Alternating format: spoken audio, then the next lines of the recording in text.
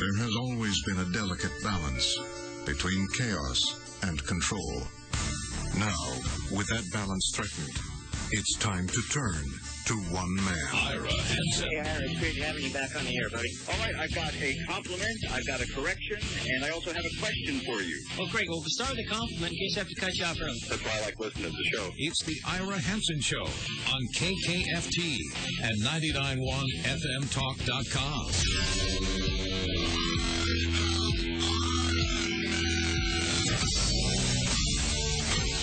Welcome back. Thanks for joining me. This is hour number 2 of the Ira Hansen Show, heard every weekday from 3 to 6 on 99.1 FM Talk KKFT. Our phone is 348-9910.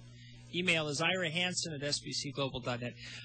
One of the races we haven't talked much about, because frankly I haven't heard that much about, everybody's been overlooking it, is the primary race for United States Congress for the Republicans. We have James Smack, who we're going to talk to here in a minute, and we got Congressman Dean Heller. Smack acknowledges it's somewhat of an uphill situation, but hey, we like underdogs around here. And the truth is, like I said earlier in the show, even if Smack doesn't win, the very fact that he brings attention to Congressman Heller's voting record is very positive. Keeps him honest. Keeps him paying attention to the people in the district. James Smack, welcome to the Ira Hansen Show. Hi, Ira. How are you today? Well, I'm fine. Have we ever talked before? I don't know if we've ever met, have we? We have talked once before. We talked right after the Republican convention back in April. Okay. Were you running at that time? No, I wasn't running at that time. I was considering my options as far as running for something because I felt that it was time for somebody who wasn't a career politician to stand up and really try and do something positive within the Republican Party. Okay, well, you're a realist. I mean, you got an uphill fight here. Absolutely. You don't have a whole lot of money, but like I read an article in the Sparks Tribune about you, and then they mentioned one thing, and that is you're looking down the road at 2 years. So right now, if nothing else, you're getting great name recognition. You got a cool name for politics. Oh yeah. I got buttons that say Congress needs a good smack on them. I think that's probably it's a button that's going to have some long-lasting effect, I think.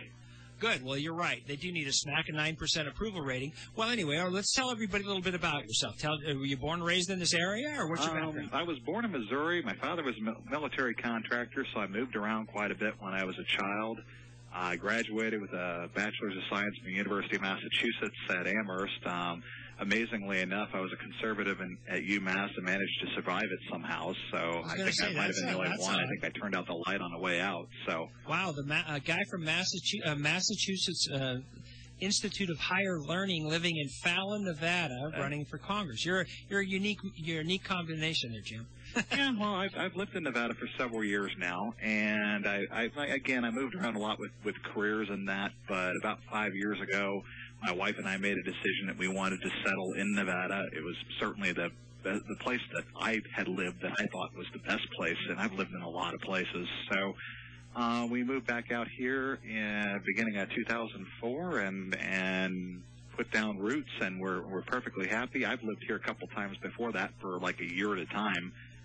During my retail management time, I was getting moved about every year between Nevada, California, Oregon, Washington. I was all over the West Coast. So, and every time I was here, I wanted to try and stay here, and I kept on getting moved to Oregon and something. So, it was just how that went. I mean, me being a native, I always like to pick on people. So that's an issue for some people, but honestly, not for many. Most people come from out of the area. All right, well, let's talk issues here. Where shall we start? Where fundamental differences between you and Dean Heller? Okay, well, I can look at a few bills that have come up before Congress here recently that Dean Heller voted on that's a little bit different, certainly different than the way I would have voted for. I can start with House Resolution 6304, which is the federal government expansion of the wiretapping authority. And honestly speaking, I would have voted against that bill because I think it's a violation of the Fourth Amendment of the Constitution, to be honest, to be able to wiretap any American for up to 7 days without any kind of warrant or anything of that nature. I think that's a definite violation of the Fourth Amendment. I know that it's wrapped up in the thoughts of being an anti-terrorism bill, but there's a difference between foreign intelligence and spying on Americans, and I think that this bill goes way too far as far as that goes. Well, let's share with everybody, because I agree with you. Now, that's part of the Patriot Act, isn't it? Yeah, it FISA is a separate bill from the Patriot Act, but I would have voted against the Patriot Act as well. I think the Patriot Act. I think when 9/11 happened, we ended up giving up an awful lot of our constitutional rights in a big hurry because we were all worried about security. And there were a few folks that stood up and said, "Hey, wait a minute, this is going to start getting out of hand. And if we start moving down this slippery slope, we're going to be to the point where the Constitution's just going to be a document that's for the history books, and we're going to have an entirely different government than what we have today." And all right, well, let's share with everybody the Fourth Amendment real quick, because I agree with you on this. And okay. Like Lee's sending me in some messages. He and Jerry don't agree. They like the Patriot Act, but I don't. And I've been very concerned about it, like you are, on constitutional grounds. Now, here, folks, is what the Fourth Amendment in the Bill of Rights says. Mm-hmm. The right of the people to be secure in their persons, houses, papers, and effects against unreasonable searches and seizures shall not be violated, and no warrant shall issue but upon probable cause, supported by oath or affirmation, and particularly describing the place to be searched and the person or things to be seized. So I agree with you on that, Jim. I think that the Patriot Act really, I understand the need to try to look out for terrorists, but there is a reason that the Bill of Rights exists, and that isn't something you tamper with. That's my way of looking at that. Well, so I think we're on the same page there. I think Benjamin Franklin put it best when he stated that if you start trading liberty for security, you deserve neither. So, and I agree with that statement, to be honest. I think that we need to make sure that we maintain the constitutional liberties that this country has been founded on, and this country's been built on over the last 230 or so years. I think we've done pretty well up to this point. Why do we need to start eroding the Constitution now? And it's not really now. It's been being eroded, I think, under a certain amount of assault, certainly for the last 80 to 100 years. But I think more recent times, it's being assaulted virtually daily. I'm finding new bills all the time where it seems like we're taking another chunk out of the Constitution. I mean, where in the Constitution did it say we need to bail out Fannie Mae and Freddie Mac? I don't remember reading that amendment. I'm not sure where that came from. Well, now another one that I think you've touched on is the Department of Education. We had a bunch of reports today about how bad the schools are. We're going to talk about that a little bit later in the show. What's your take on that? Now, it used to be, if you go back to the Ronald Reagan era, that was a platform of the conservatives. Mm-hmm. That was to abolish the United States Department of Education. The federal government has no business in that. What is your take on that today? Actually, if you look at the platform that was passed at the 2008 Republican convention here in the state of Nevada, we actually had a platform plank calling for the abolishment of the Department of Education, returning control of education to the states and local government.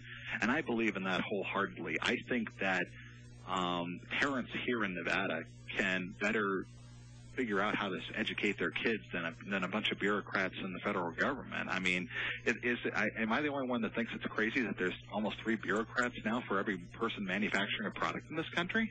I mean, that's ridiculous when I was reading those statistics. And I think that if we get rid of some of the bureaucracy, take away some of the places where I think the federal government is the problem, we can move back toward a little bit more of an independent spirit and a little bit more of a spirit of freedom in this country that we kind of started to lose track of in the last number of years. Well, I agree with you on that. I've been really concerned about that, and that's why I'm always trying to promote constitutional issues. Mm-hmm. We're going to have to go on a break here in a minute. When we come back, though, let's talk about some other issues: income tax, the United Nations, and then we'll see about some other issues as well. Can you stay with us till 4:30? Absolutely, sounds good. Okay, good. We're going to go on a break. When we come back, though, my guest right now, folks, is James Smack. He lives in Fallon. He's running against Dean Heller in the primary. We've had Dean on a couple of times. He, by his own admission, has got a little bit of an uphill fight. Doesn't have a lot of money, and party's not going to back him and all that probably. But by getting his name out there and holding his opponent to the he's holding him to the fire. He's saying, okay, where do you stand on these? He'll help keep Heller to the right. So, win, lose, or draw, he's doing a good thing. So I respect him for that. This is the Ira Hansen Show on KKFT. Our number is 348-9910. Email is irahansen@sbcglobal.net. We'll be right back. Lots more to cover. If you have questions for James Smack, give me a call, 348-9910. We'll be right back here on KKFT. Northern Nevada's new home for talk radio. This is 99.1 FM Talk.